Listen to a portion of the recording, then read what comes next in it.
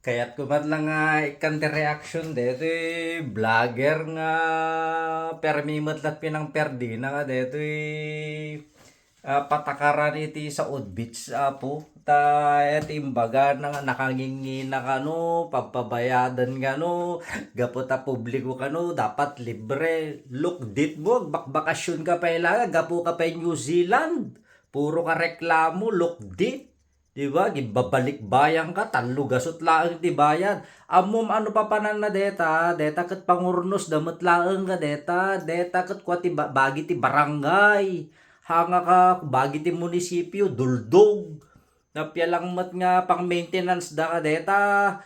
Lugar nga deta pampapintas da ken kastamot ten security kadi kita tantanod dita tawam met ti honorarium da pailangan dakkel pang maintainer dati peace in order adu ti papanan na deta pagbaybayad mo no hammo kaya ti agbayad look dit dihaan pagtatakunan da ka ibagbagam kit di nga deta ti pang perperdim ti Ilocos Norte look dit mo kasla ka nakasaysay at lugar mo lusni ang kagbakasyon na agi ka babalik bayan no awan ti no na dagsen tarik nam nga gumastos look dit at ang paggasolina mo, ang pagbayad mo, makatulong pa ito sa bali nga padang mga tao.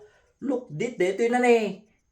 Kitain nyo, 1 million TV followers na, nakareklamo ni Lusnyi.